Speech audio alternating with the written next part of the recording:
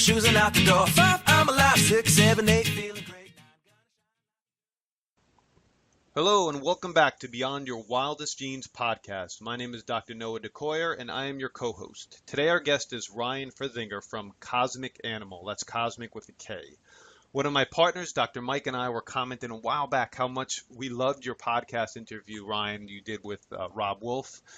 Your area of specialty is of great interest, so I just knew I had you on. I'm glad you responded to my request, and thank you for being available for our audience, Ryan. Thank you so much. No, it's good to be here. Yeah, so let me do your bio and then just kind of like set the stage and we'll get started. Ryan is an interdisciplinary specialist operating at the intersections of medicine and culture. His major research project is the interaction between genetics, biotechnology, medicine, culture, and the humanities, with an emphasis on biohacking. Ryan designs customized health programs that address genetic weaknesses, nutritional deficiencies, emotional traumas, and performance issues. By transforming advanced multidisciplinary research into potent health restoring programs, he provides individuals with an operating manual for their unique body.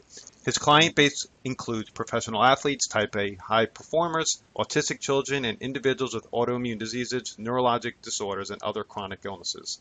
His broader work encourages a better understanding of articulation of scientific knowledge and an informed critique of the ethical and cultural issues surrounding medical interventions and the practice of medicine. Holy mackerel, that's a tough one. That's a tough one to read. But Ryan, this topic of interpreting genes, genomic testing, and customized health programs is really being pushed to the forefront. I'm hoping today we can these are gigantic topics in themselves, but I'd like to talk a little bit about Genomics 101, its relationship with epigenetics, primarily because we're a lifestyle-driven podcast, and who you are, your services, and I think and hope we can accomplish this in our short time together. Sounds good. So kind of dive in and start the Genomics 101. Genomics 101 is essentially the study of the entire genome, most specifically the interactions that all these single genes have with one another in various regions of the body. And I think that genomics is a more fruitful approach to dealing with genes and single genetic mutations, which tends to be the focus of most of these genetic practitioners that exist in the United States, because genes themselves are, especially if they're mutated, are pleiotropic, which means they exhibit effects in regions that are close to them, but they also exhibit effects in multiple other areas that are not exactly related to where they're singly located within the body.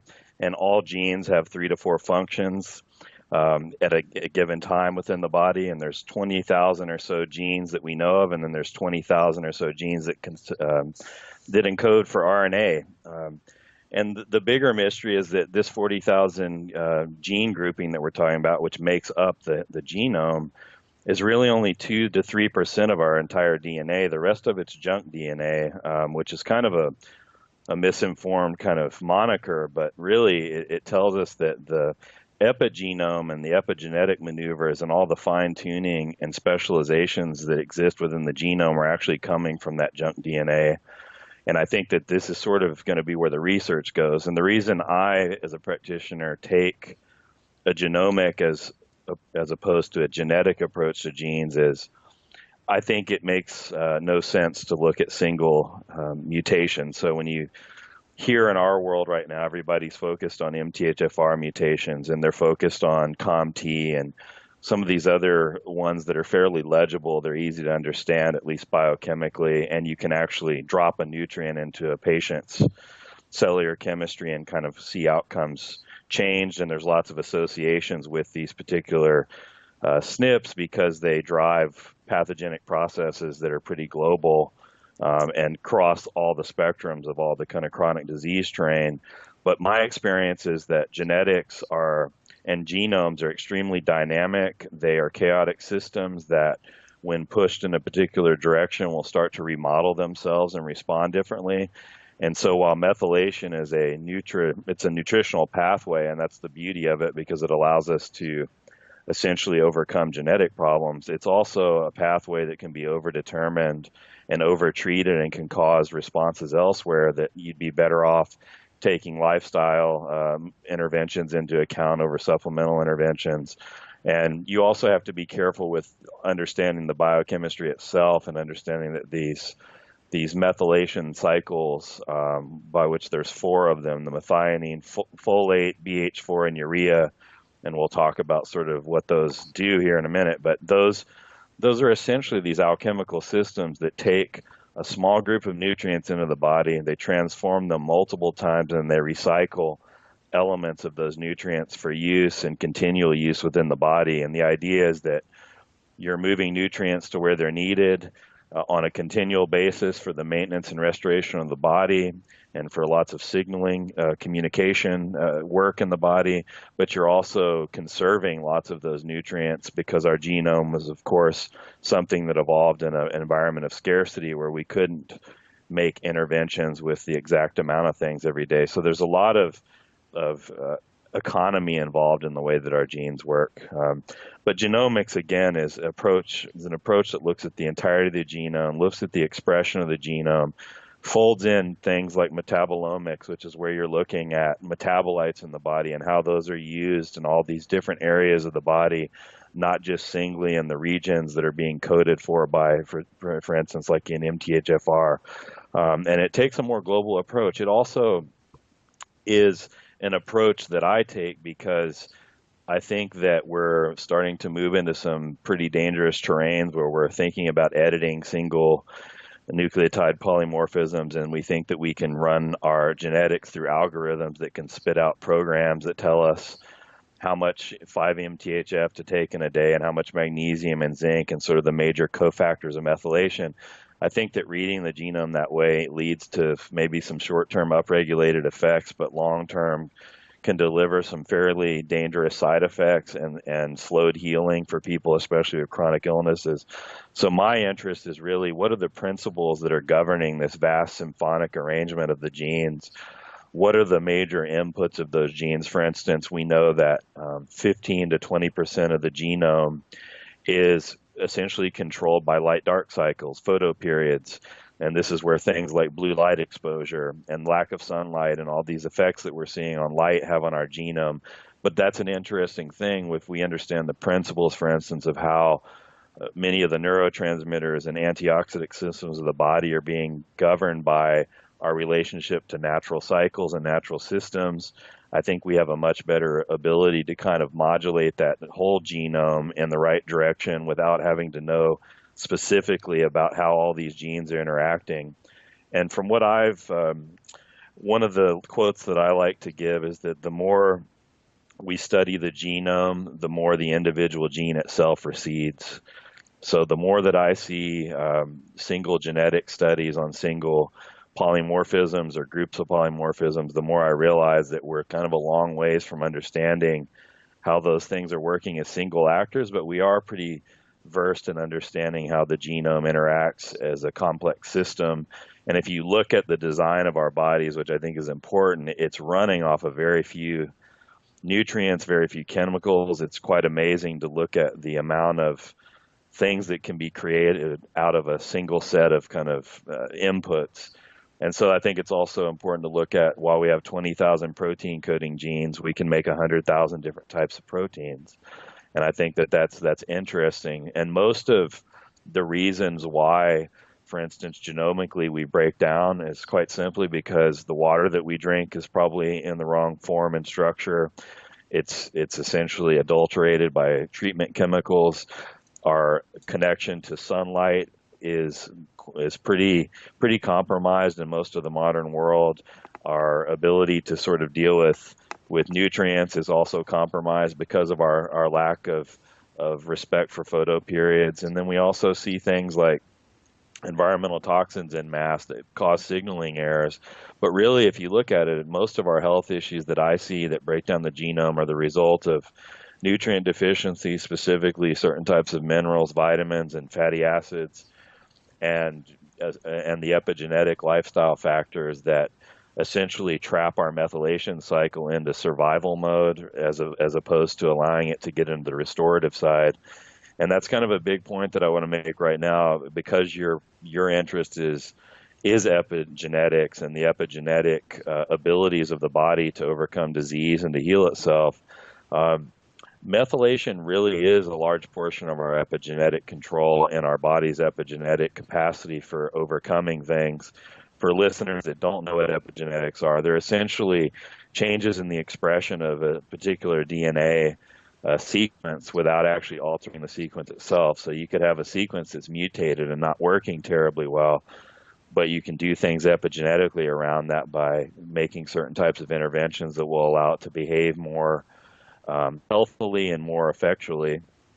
But epigenetics really, methylations are way into that. But the other important factor is that methylation, we talk about it, I like to describe it as the body's mechanic. It's responsible for maintaining the nervous system, all the cells in the body, for helping us to detoxify, helping us to remove things like viruses and bacteria from the system by disassembling them. It really keeps us afloat on a chemical level. It's also largely responsible for all the phenotypical expressions, what our personality looks like, what do we look like as people, how do we function in the container that's our body. So it's an incredibly important region, but epigenetically speaking, its first priority is to keep us alive. So in our modern world, because of the high levels of stress, we happen to make lots of adrenaline and epinephrine, and we happen to have lots of over-exaggerated histamine responses. We have lots of food allergy responses.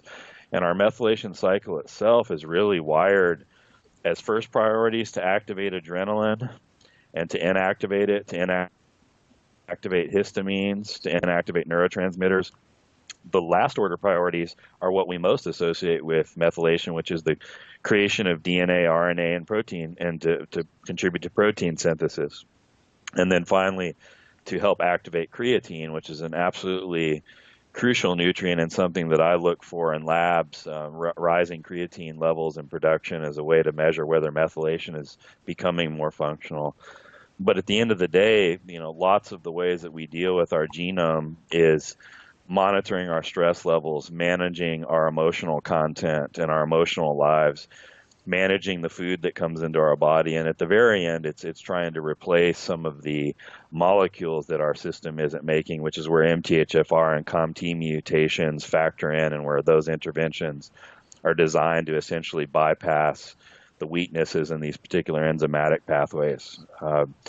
That being said, genomics as well, to return to this concept, is global in its focus and is looking at the macro picture of the body. I also particularly lean into it because when you ask questions about the genome, it allows you to work with people on the emotional side of things, on the spiritual side of their lives, and to evaluate trauma, for instance, not only within that person's life, but within the intergenerations or the intergenerational traumas that impact the genomic expression of that person, which is where I find in my client base many of the major breakdown forces of methylation come from trauma. They come from sometimes seemingly innocuous events in childhood where a person feels unsafe.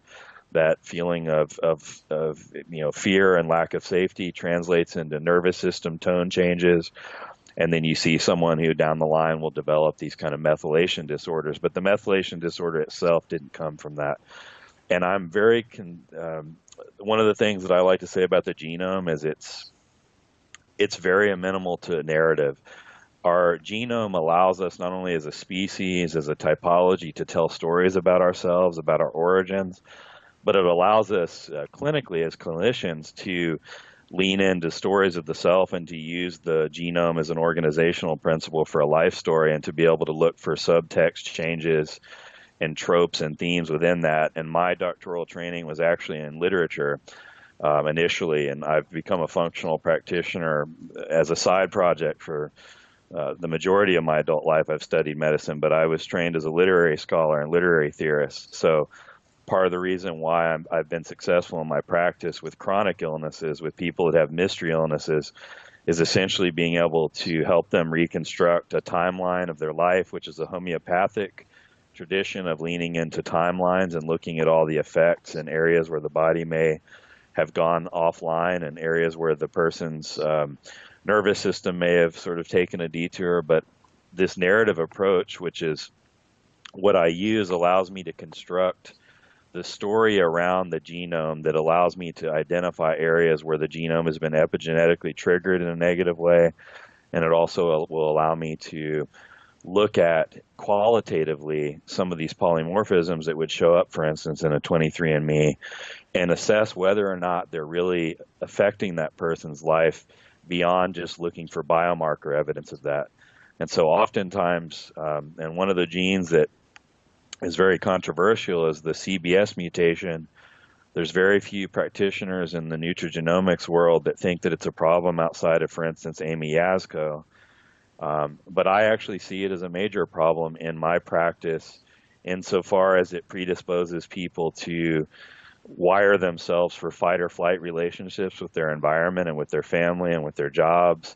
And it causes the breakdown of methylation almost indirectly by its ability to sort of trap the nervous system into a particular relationship with that person's body and their environment. But it also depletes lots of the outcomes that methylation is attempting to do, especially in the methionine cycle, because it's one of the only genes that's an upregulation. And it essentially, if it's working properly, it's going to take a bit of that homocysteine and break it down and eventually help your body to make glutathione, which we all know is a very important detoxification molecule.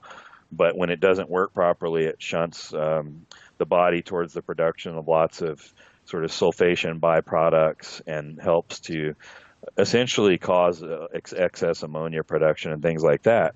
One of the things that's interesting, if you were to quantitatively assess the CBS mutation, you wouldn't see it in the literature as being a problem. Most of the literature looks at CBS enzymes that are slower and don't function as well, that lead to methionine depletion, which essentially lead to low SAMI and a lot of neurodegeneration in animal models. And it seems like there's no issue, and there's practitioners that actually are looking for evidence of CBS upregulation as being a problem. But I'll tell you, in my client base, in the absence of scientific studies, folks that are restricted on their sulfur groups and the thiol groups and the histamine containing foods, when they do this, the rest of methylation actually starts to work better, because this is a disturbance that doesn't allow nutrients to move throughout the cycle, and it doesn't allow the chemistry itself to work on an even basis. And so a lot of the treatment of MTHFRs and MTRs and a lot of these folate cycle centric issues usually become more effective in people with chronic illness with CBS mutations once you've dealt with the CBS issue. And that really is controlled through diet and through taking some supplements that can degrade ammonia. But when I look at evidence for the CBS, it's not always there nutrigenomically. It's there in the story of the person. And it's there in just asking simple questions about, certain types of flare-ups that you see around the skin or the surfaces of the body.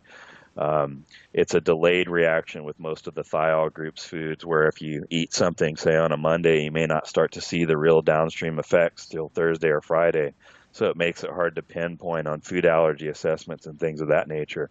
But you can really get an assessment of how some of these genes, especially the ones around the brain and the personality disorders and the sort of control of the neurotransmission of molecules in the body, you see a lot of these things more on the personality side of the client and more in the family tree of the client that manifest as mood disorders and things of that nature. And they may not always show up as clean clinical evidence in a nutrigenomic report, for instance, or a neurotransmitter assessment.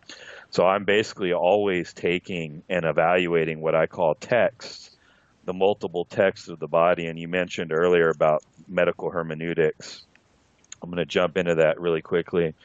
Medical hermeneutics is essentially the art of interpreting medical text. Hermeneutics is an interpretive strategy that was employed in continental philosophy, starting with Hegel, moving into Heideggerian philosophy, and then more into phenomenology in the kind of early 20th century and late 20th century. And we originally employed hermeneutical strategies to read biblical texts and to look for authorship and to really try to ascertain the various themes that are coming out of those texts and sort of the genealogies of those kinds of texts. It's often applied in legal settings as well. when we're talking about doing legal analysis and we're analyzing laws and codices and things of that nature, looking for scaffolding to make legal arguments. But it really, at its core, is interpretation. And the reason why I have decided to employ it and kind of work to create a methodology, which hermeneutics isn't strictly a methodology, it's an interpretive sort of phenomenological approach, but I'm sort of trying to organize it more as a method, because in medicine we are evaluating text. And when I say text, what are examples of text? Well, the person's narrative about their life that they come to the clinic presenting with, the family tree that they present with is a type of text, that genetic document that we, or genetic information that we retrieve through the 23andMe analysis as a textual form, the types of lab data that we get are text, and there's different types of text that I look at, and I call them narrative.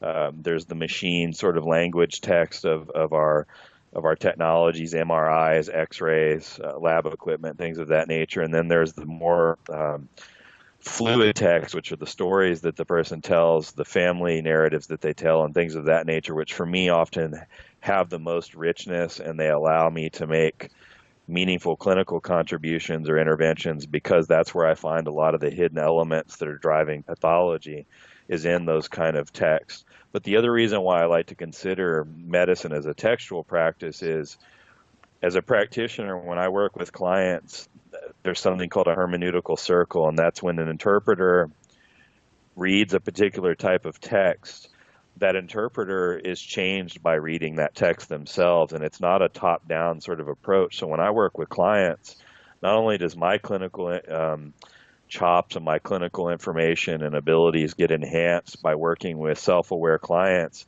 but I'm also helping them to rewrite their own text and to make edits.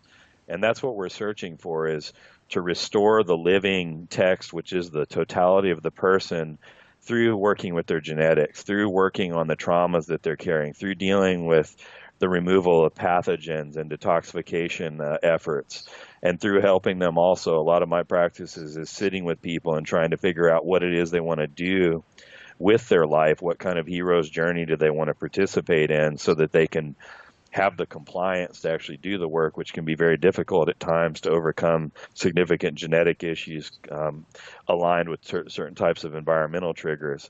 So we're really trying to look at all the forms that comprise the person.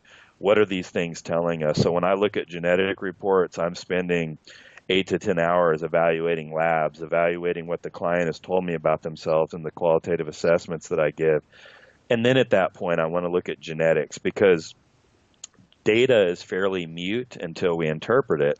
And we're getting really good at generating lots of new data. 23andMe has a new version out, version 5, which some people believe has weakened what it's giving you, but I think they've cleaned up some areas of it, and it's going to actually yield more meaningful genetic data.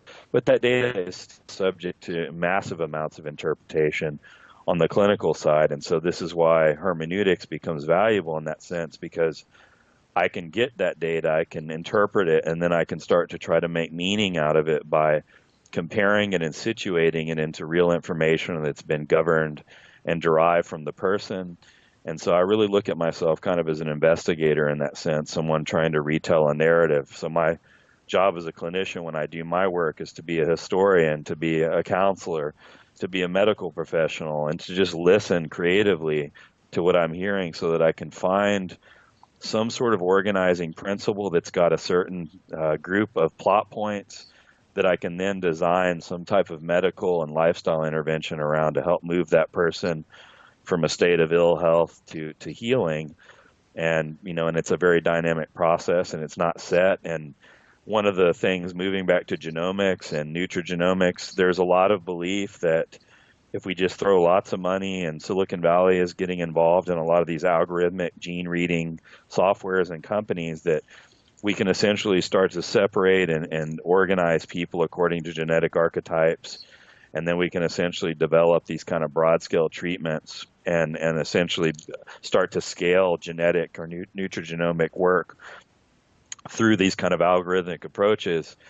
There are certainly people that would agree with me, but I would argue that that's never going to work. And in my case, even though I've seen 95% similar genetic profiles, I've seen none of those yield the same types of effects. And that gets back to epigenetics, which is to say that working at the genomic level with big data, instead of leading to easy scale, often leads to more N equals one kind of work and smaller scale in terms of working with clients as a practitioner, and lends itself to more of this kind of narrative approach because you get finer information about the person, but it doesn't necessarily mean anything until it's situated elsewhere in a much larger context. And that's kind of, I'm not going to go too much into that today, but there's this movement with the CRISPR gene editing and really developing kind of super specified genetic treatments through drugs and things like that. A lot of that work is still being governed by clinical studies where you're looking at single genetic variants who are completely divorced of their genomic context and all the biological cofactors and contributors, including environmental stressors, that you would need to assess the value of that. So that's why I'm always saying genetics was where we started. We decoded the genome finally in 2003. Now any of us can essentially send in a salivary sample and get at least a snapshot of most or many of the regions of our genome, but we're really still struggling how to situate it in that symphonic context of the genome itself and trying to understand, what are the principles governing it, what are the interventions that make most sense, and where are the most common ways, or what are the most common ways that people are sort of epigenetically wired to experience genetic breakdown. And so those are some of the bigger issues that I'm studying, not only when I work with clients, but my research path. And then I also really very deep about the politics of genetics and, why do we want genetic data about ourselves? Not just because it allows us to heal better, but because that information, in my opinion, allows us to become better citizens and allows us to have more agency in the management of our own personal biology. And really, as allopathic medicine continues to struggle with the rising rates of chronic illness and severe neurodegenerative disorders and things like that we're seeing really unfold and explode in the United States, we're going to have to lean into a lot more of this N equals one citizen science work to be able to better parse some sort of way of managing our physiology so that we can stay healthy through all the changes that we're experiencing in our world. So I know I've said a lot. There's a lot I'm dropping in. I'm going to sort of hand it back here to Noah now and see kind of where he wants to go. But that's a snapshot. Genomics and medical hermeneutics are mutually reinforcing approaches that allow me to make sense out of things that are fairly abstracted, such as single nucleotide polymorphisms. Well, there is a lot to unpack there, and that might have been the single longest incredible diatribe that I've ever had on the Beyond Your Wildest Dreams podcast. But it was absolutely, you could tell you are well steeped in literature and writing, because it was absolutely magnificent. So what I'd like to do for our audience, if you don't mind, because you mentioned Sure. it, and like I said, and you mentioned it, we're a lifestyle driven podcast, and you brought that up several different ways, nuanced it. What do you? Let's break that down into some usable steps that our audience, our listening audience, can do lifestyle wise that can make a profound impact in their health, in their genomics, so on and so forth. Like you mentioned circadian rhythms and light cycles, and you touched on diet a little bit and social relationships and sociogenomics. Break some of that down for us. When we're talking about lifestyle, is it the emotional aspect that's the most important? Is it the sleep cycle? I doubt you could pinpoint one, but what do you see in your patient base as what people can do on it, or the average person can do to really maximize their health and wellness? So that's a great question, and it's a question that I'm going to start by answering by saying that there isn't really a single thing that contributes. It's a group of interventions and a group of sort of lifestyle behaviors that people have that predispose them to chronic illnesses, and some of it's unavoidable considering that most of our world lives in urban environments. But the things that I think are absolutely crucial is adequate exposure to natural sunlight. There's particular times a day that I recommend. I usually ask people to go out between 9 and 11 a.m. and expose as much of their skin surface to the sun as possible. And of course, usually I've seen the genetics for these people, so I know sort of how their VDR system works and things of that nature. But I have people get in the sun. I have those people also walk around with their shoes off, feet off, hopefully contacting actual soil. And the reason why this is done, we know that the UV bands of the sun modulate the majority of the systems in our body. The one that most people are familiar with is the tanning response, but the mid UV helps our body to better synthesize vitamins and minerals. The near UV activates immune complexes and modulates sort of neuroimmune connections and things of that nature. But sunlight as well, having studied very intensely the work of lots of water researchers like Gerald Pollack and others, sunlight is really important and integral at structuring the intercellular matrix and the waters that surround the cells in the body. So it's really responsible for structuring the water in the body. And so people that are chronically dehydrated and also chronically underexposed to sunlight will have lots of problems with ubiquination and cell turnover and cell signaling, and they will have a hard time even in the context of a super healthy, well-designed nutritional and supplemental program of healing themselves, just because the systems that are designed to actually govern and move those nutrients around are not functioning and they're not operating, and they'll experience a lot of damage to the fatty acid membranes of the cells. So just quite frankly, getting in the soil on the soil barefoot in the sunlight as much as you can, 5 to 7 days a week, and also making sure that you're well hydrated and drinking the best quality water that you can. That alone has the ability to heal lots of different types of conditions. And this was a therapy that really, in early naturopathy, it's what we call a nature cure. It's called heliotherapy. It's mostly done in France, and a lot of the pioneers of it were French doctors that essentially had clinics for every disease known to man that were essentially working with these folks with nutrition and sunlight.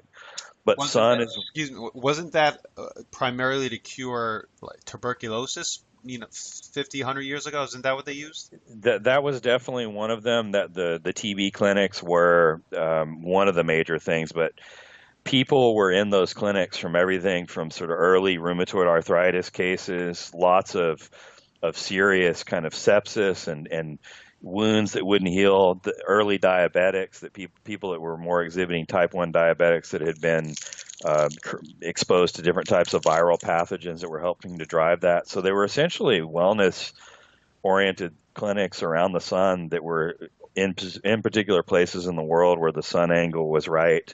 But they were treating everything. What gets talked about the most is the TB work, but they were treating a lot of different things. And from that work, there was something called Syntonics that was created, which is a lot of people that work on ocular conditions. Early in the early 1900s in the U.S., around 1930, this stuff called Syntonics came out, and they realized that you could pass different spectrums of light into the retina of the eye, and you could heal lots of different types of disorders, not only of the hugely physical variety, but things that were also emotional, spiritual. A lot of sort of mood disorders were responsive to these different spectrums of light. And one of my big research areas and where I'm going with my practice is actually to open a mitochondrial restoration clinic that uses photobiomodulation, which is essentially using light to modulate the cellular terrain of the body. And it uses between the 660 and 840 nanometer light spectrum, which is the red spectrum, to interface with the cytochrome sites. And it essentially can remove reactive oxygen damage from the system, speed wound healing, and essentially helps to signal the reparative cycles of the body for different types of outcomes. But light is instrumental. So it's free. Decent water, even if you have to buy a filter, is virtually free. And those are interventions that, in my opinion, can turn around lots of major problems And that's combining it with also, so when your photo period is starting to retain balance where you're exposing yourself to sun in the morning, you also want to make sure that in the evening time you're controlling your exposure to those blue light spectrums. And there's various ways of doing that. The research that I've looked at suggests that the blue blocker glasses are not as effective as we believe they are. Even if a speck of blue light gets around the sides of them, it's going to downregulate melatonin production. So there's a guy, if your listeners are interested in, and your other practitioners, a guy named Russell Reiter, Dr. Russell Reiter, Reiter, who's at the University of Texas, San Antonio. He's the world's leading expert on melatonin, and he suggests not only that we manage and completely eliminate exposure to blue light, especially in the winter time after around 5:30 when the sun is completely down. It's a little less important in the summer because there's more light availability. But he talks about managing that, and he also talks about segueing into another biohack or lifestyle intervention of sleeping more than what's recommended. Most of the research that I've seen suggests that we're really able to optimize hormonal expression, cell repair, and natural immunity by sleeping around 9 to 9.5 hours a night. And that's even more than most people are recommending. In some cases 10. The human body on average was designed to experience a 10-14 photo period, 10 hours of light, 14 hours of darkness at some points in the year. We say on average we're kind of experiencing more in the neighborhood of 12 to 13 hours of darkness. But there's reasons for all of that. And photobiology as well, and our sort of chronobiological controls of the body are not just coming from the light in the environment, but they're also coming from our food choices. And this moves into a third recommendation. So we've got light, well-hydrated light exposure.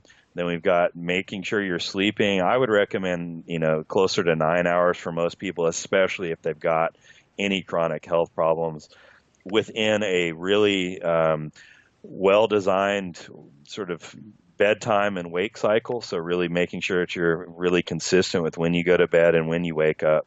And then moving into kind of, the third area the third area that I want to look at, which is seasonality of your food. So when we talk about diet, I didn't talk a lot about it. I've thought a lot about diet. I've read hundreds of books on human diet. The reason why the paleo diet has been very successful for most people is that human beings essentially outsourced digestion to bacteria a long time ago. And we're one of the only mammals that does not have multiple stomachs, and our intestinal tract is not as long as many of the other species, especially ruminant species out there. The Perfect Health Diet by Paul Jaminet and his wife is a very good book to get into this. But when you do that, you have to wait for evolution to catch up on the bacterial side. So most of the modern food that causes health problems is less than 10,000 years old. And it's not, some of it's really bad, and the frankenfoods are certainly really bad, and the processed foods and stuff that has GMOs in it. But really, a lot of our sort of food issues come from the fact that the evolution of our digestive tract has not kept pace with our ability to generate new food types through our technological interventions. So when I look at healthy diets, this new idea of the lectin-free diet that Dr. Gundry is promoting, lectins are essentially a common denominator in autoimmune provoking foods like nightshades. They're in animal products where the animals are being fed in essentially grain-based systems, and they're not on natural diets, and you get pass-through lectin exposure. A lot of the leaky gut is being triggered by that. And primarily that's because those foods are not great for us in general. They're modified in some certain ways, and they're out of season, but they're also partly bad for us because we don't have the digestive tracts to make up for that. So seasonality comes into play in this sense, because when our human ancestors were in a more scarce environment where there were boom-bust cycles around nutrient availability, we ate around 250 different types of plants a year. And in eating that variety of plants, we mostly ate foliage, and then we ate tubers, which we're now mostly calling resistant starches. That makes lots of sense. All those leafy foliage-based nutrients are basically going to run a lot of the methylation cycle, for instance. The tubers are going to be the prebiotic and food sources for your digestive tract. And those are the things that we're most sort of cleanly wired for. The other thing is that there are chemicals. Lectins are essentially poisons that plants generate to keep mammals and other large animals from eating them because plants are stationary, and they have lots of cascade effects, but they really are mostly found in the skins and the seeds of plants in the environment. And there's a lot of reasons why, for instance, eating fruit out of season has problems. One, the lectins are more poisonous at that time for people. And secondarily, there's information encoded in fruits, for instance, and the seasonal sort of things that are in our environment that also work with our circadian biology outside of just simply light. And a lot of those govern adiponectin and a lot of these sort of fat storage hormones like leptin and things of that nature. And that's information that's coming from food. So I guess kind of to break it down to a more simple level, a lot of management or the management of the epigenome really gets into really being militant and rigorous with the types of information that we allow into our body system. Light is information, food is information, water is information, because we want to make sure that the information coming into the body can be taken and communicated properly for the outcomes that we're looking for, which is really the manufacture and the restoration and maintenance of a body system that's healthy, moving through time, that doesn't experience degeneration, that's unnecessary and is premature and things of that nature. But I look at light and nutrients really as information. So when you think about your food and eating out of season, you're essentially telling the body, especially if you're eating fruit out of season, that winter is coming on and it's going to invoke lots of fat storage and lots of modulation and sort of negative transformation in the insulin system and things like that. So really what I like to tell people is get in the sun when you can as much as possible, especially during the spring and summer months when it's more available. Yoke your carbohydrate intake to light and dark cycles. More carbohydrates should be in your diet when you have an opportunity to experience more contact with light, making sure that you're well hydrated and that your water is free of the major contaminants. And then really just making sure that you're eating as your ancestors would. And paleo diets there's lots of them. I used to use about 20 different variations of paleo with clients. Now I pretty much start people on kind of a lectin-free protocol because I found that that's really the common denominator with most of the exclusion diets that people are on, and it can get most people most of the way in terms of healing some of the inflammatory cycles driven by food. But really, this stuff isn't complicated in the sense that we don't need to understand high-level genetic science. We just need to understand really the governing principles, which is what I get back to. So my clients, a lot of my work is teasing out through their particular health histories, what the primary infectious agents are, what were the significant emotional traumas, and then what are the ways in which they're not epigenetically taking control of what they can control as people. So when they start to get in the light and they start to drink water and making sure that they're hydrated and they start eating seasonally and within a particular rubric of foods, they tend to heal fairly significantly just from those things. And we're not even, I don't have much time today to get into mitochondria and all the other layers of that. But there's lots of things going on. But again, the light and the water and the electrical systems of the body are all governing lots of that. Yeah. Ryan, let me ask you a few simple questions on that. Sure. For when we're talking about water, I mean, I'm familiar with Pollack's work and structured water and easy water, but for someone at home, I have a full house water filter. Is it a good idea to put some apple cider vinegar in your water, or lemon, or salt? Is there any suggestions you give with basic water if you can't get that structured water, or you're not in the sun as much as you need to be? Is there a way to kind of structure your water simply?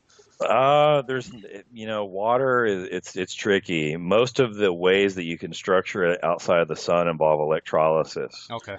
But what I have people do is I make sure that individuals always add about a quarter teaspoon of unrefined sea salt per liter of water, because that allows the cells and the intra and the extracellular matrix to actually hold on to that water instead of increasing water intake, and then that person finds themselves having to urinate, 5 and 10 times more than they used to before they drank enough water. So the salt and the minerals in that and the electrolytes do help the body to actually hydrate over time. There are certain types of things that I found removing from water through filtration can help with hydration. So most of the municipal water systems in the United States have removed chlorine as the kind of major water treatment chemical, and they've replaced it with chloramine, which has lots of ammonia in it, and it does an off gas. You can't leave it out. So I make sure to let people know that they want to make sure they're getting chloramine out of their water. They want to make sure that that's not there. If you can afford to remove fluoride as well, there's certain types of chemicals, especially those halo group chemicals like fluoride, that removing those and then remineralizing with things that the body actually wants in abundance can kind of help. Whether that lends itself to structuring, that's a different question. There are people, and it depends on your level of woo. I've actually done it. I've had people who can't afford to do any more complex water filtration. Just get a jug, a glass, 1 gallon jug of water, fill it with unrefined sea salt at the ratio that I was talking about, and put it out in the sunlight on the ground for 4 or 5 hours. That can essentially help to structure it to some degree. There's people that argue that's not the case. Then there are people who do that say it needs to be in certain types of colored containers. I've just found that it's good enough to just put it in the sun with salt on the ground, and that tends to help structure it. There are other machines out there, for instance, like the Kangen machine, which is what I have, which essentially turns water into antioxidants by creating, by separating the hydroxyl ions out and adding an additional one. But that's not necessarily something your readers have to do to get benefits. Really, just drinking a specific amount of water consistently with that unrefined salt and filtering it as best as you can afford is really a good strategy. I like most people to at least get 2 liters a day, no matter what the weight is. I found that that's kind of a minimum effective dose of water. And as far as a water filter that's affordable, that's very high quality, I like the Aquasana filters. They're a company out of Dallas. They're very affordable on both the sink level and the whole house level, and they're pretty good. And their replacement costs are pretty low. But water and sunlight, it can do a lot that the greatest sort of abstracted interventions can't do. I mean, you can design really elegant supplement programming, but it still can't do what water and sunlight can do for your body, especially at the cell level. So that's why I really emphasize it a lot, and for the multiplicity of effects. Cool. Now you mentioned a lectin-free diet, and you mentioned Dr. Gundry. My partner, Dr. Wanda Lee McPhee, just interviewed Dr. Gundry, and we've read his books, and that's another interesting topic for us. So by the time your interview comes out, that interview will already been released, so people will have a good hold on what a more advanced idea of what you're talking about when we talk about lectin-free diet. So that's a one thing I'll just say quickly about that diet. I modified those food lists for genetic types, because I don't think that it works for all genetic types. It works for some better than others. So there's certain mutations that I would be cautious with some of the food groups there. I'm totally on board with some of the elements of it in terms of protein restriction. Most of my clients eat very protein restricted diets.